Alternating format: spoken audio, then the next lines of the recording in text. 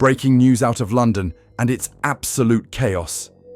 King Charles has just hit back, hard, and Keir Starmer's government is shaking from the blast. It all began on a tense Monday morning when the Prime Minister decided to do the unthinkable. In front of a crowd of journalists, Starmer accused the monarchy of meddling in modern governance. No jokes, no filters, no restraint. He said it plainly. The words hit like a thunderclap across Westminster. You could almost hear the air get sucked out of the room. Every political aide froze. Because in Britain, there's one unwritten rule: you never attack the crown. Starmer just did. Within hours, Buckingham Palace went silent. No statements, no briefings. Just a chilling pause that every insider recognized as the calm before something seismic. Reporters camped outside the gates for updates that never came. The palace's media line went dark. Behind those walls, something was moving. By nightfall, whispers started spreading. Charles had called his closest advisors to an emergency meeting. The meeting happened inside the king's private study. No press, no leaks, just heavy oak doors and the kind of silence that means business. Senior privy councillors were summoned, along with 2 constitutional lawyers who hadn't been inside the palace in years. According to insiders, the king's tone was icy. "This is no longer a disagreement," he said. "It's a threat to constitutional balance." That single sentence set the entire British establishment on edge. For decades, the monarchy stayed out of direct conflict with elected governments. Charles had always been careful, measured, diplomatic, cautious. But Starmer had crossed the line, and the king wasn't going to let the crown be dragged through the mud. By midnight, an operation was already forming, not political, not rhetorical, but legal. And that's when the palace decided to reach for something no one expected: the Supreme Court. Early Tuesday morning, before the sun even hit Whitehall, royal couriers were seen leaving the palace carrying sealed envelopes stamped "Confidential, Crown Authority." 3 destinations: the Speaker of the House, the opposition leader, and the Chief Justice of the Supreme Court.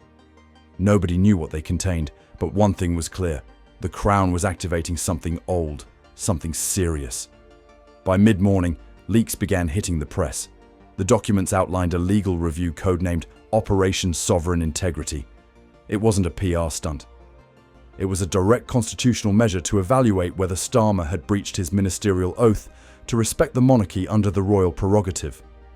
The legal language was dense, but the intent was simple. The Crown was putting the Prime Minister under review. Within minutes, the story detonated. Every network in Britain dropped regular programming. Sky News ran a red banner reading, "The Crown Strikes Back." The BBC's political desk called it the most aggressive constitutional move by a monarch in nearly a century. Even foreign outlets couldn't believe what they were seeing. CNN described it as a live constitutional crisis unfolding in real time. At noon, the Supreme Court made it official. An extraordinary session would convene within 24 hours to review the Prime Minister's conduct toward the Crown. The announcement sent Westminster into meltdown. Ministers who had laughed off the King's silence the day before were suddenly locked in meetings. One Downing Street source described the mood as total disbelief. The monarchy hadn't just responded, it had escalated. Wednesday morning looked like a scene out of history. The Supreme Court chamber was packed. Journalists, diplomats, even former judges filled every seat. Outside, crowds gathered waving flags and chanting "Defend the Crown." The air felt electric, tense, unreal. The justices entered in silence, their expressions grim. This wasn't a typical case. It was a reckoning. The court began by reading through decades of precedent, from Edward VIII's abdication crisis to the 2019 prorogation ruling that redefined executive limits. The message was clear. The monarchy's constitutional respect is not ceremonial, it's foundational. Every word Starmer had said in that press conference was being dissected line by line. Legal analysts whispered that if the court ruled against him, it would destroy his political credibility. And then, after just 3 hours, the decision dropped. The verdict: the Prime Minister's remarks were inconsistent with the constitutional respect owed to the sovereign. 15 words that landed like a hammer. Not a criminal, not legislative, but politically devastating. It was the modern equivalent of a royal rebuke delivered through the judiciary. Perfectly legal, perfectly lethal. The moment the ruling was read, the chamber erupted. Reporters sprinted out to file breaking alerts. Protesters outside began cheering. Bells rang from nearby churches. On social media, Ush defend the crown and Starmer humiliated shot to the top of every trend list. Within 10 minutes, news anchors were already calling it the most extraordinary Supreme Court intervention in modern British history. Downing Street tried to contain it. Aides issued statements calling the verdict non-binding and symbolic. But no one cared about the legal fine print. The optics were everything. The Supreme Court had effectively declared that the Prime Minister disrespected the King and the country saw it live. By mid-afternoon, crowds had grown outside Parliament, waving Union Jacks and chanting for Starmer to resign. Police erected barriers as chants of "God Save the King" rolled through Westminster. The mood was electric, almost rebellious. For the first time in years, the monarchy wasn't a distant relic. It was power, live on air. Inside the palace, Charles stayed quiet.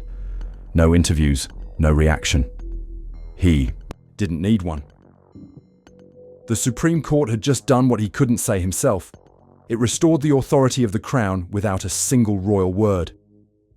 And across Britain, people finally realised the truth. The monarchy might be silent, but it's never powerless. Downing Street was in freefall. The Supreme Court ruling had detonated the government's image, and by dawn the next day, panic ruled every hallway. Advisors were on phones, spinning the same line. It was a misunderstanding. Nobody believed it. Even the networks that usually carried Labour's water dropped the script. Morning talk shows called it what it was: humiliation. The palace hadn't said a word, yet the government was collapsing under the weight of its own arrogance. By noon, Starmer tried damage control. A rushed press conference, stiff lighting, no audience reaction. He stood at the podium insisting his remarks about the monarchy were taken out of context. Every sentence sounded weaker than the last. Cameras captured the sweat, the stammering pauses, the hollow confidence. It was political death live on television. Reporters cut him off mid-answer to quote the Supreme Court judgment. Inconsistent with constitutional respect, the words echoed louder than anything he said. Cabinet loyalty cracked before the broadcast even ended. Senior ministers began distancing themselves on social media, careful but obvious. Angela Rayner walked out of an emergency meeting at number 10, visibly furious. Witnesses heard her shout, "You've made war with the monarchy, fix it or fall." No one argued. She left before the cameras arrived. That image, Britain's Deputy Prime Minister storming out, was replayed on every channel. By evening, the unravelling was total. One resignation, then another. A junior minister cited irreconcilable differences of constitutional principle. Translation: she refused to sync with him. The government that mocked the monarchy 2 days earlier was now disintegrating in real time. Civil servants whispered about contingency plans. Political aides looked for new jobs. Starmer's once tight command had turned into a televised implosion. Across the country, even lifelong Labour voters couldn't defend him anymore. The polls proved it. Trust in the Prime Minister plunged below 30%, the lowest in office. Newspapers that backed him months ago printed the same word across their front pages: unfit. Britain's most powerful man had become a liability overnight. By Thursday morning, Britain was no longer waiting for leadership. It was watching for fallout. Thousands flooded the streets outside Buckingham Palace, waving flags, holding placards that read, "Defend the Crown." Church bells rang in towns that hadn't seen protest in decades. Nobody organised it. It was pure, spontaneous loyalty, a nation rallying around the one institution that hadn't lied to them. Social media turned the chaos into spectacle. Crown wins and "Keir Starmer out" topped every trend list. Millions watched the same clips, crowds singing "God Save the King." commentators arguing about whether the monarchy had just redefined modern Britain. The country looked united for the first time in years, but not behind its government, behind the king. That evening, Nigel Farage went live on national television. Calm, confident, grinning like a man who'd waited his whole career for this moment. He called the Supreme Court's judgment a victory for national pride and praised King Charles for his measured strength. The studio audience erupted. Overnight, Reform UK's donations page crashed under traffic. Opposition parties could smell blood in the water. By the next morning, the BBC's lead headline called it the constitutional earthquake of the century. Anchor desks filled with stunned analysts. Nobody could remember a moment where a monarch, a court and public sentiment all aligned against a sitting prime minister. The country wasn't divided anymore. It was stunned into unity. And still, through it all, King Charles said nothing. No interviews, no statements, no royal appearances to gloat. That silence was his sharpest weapon.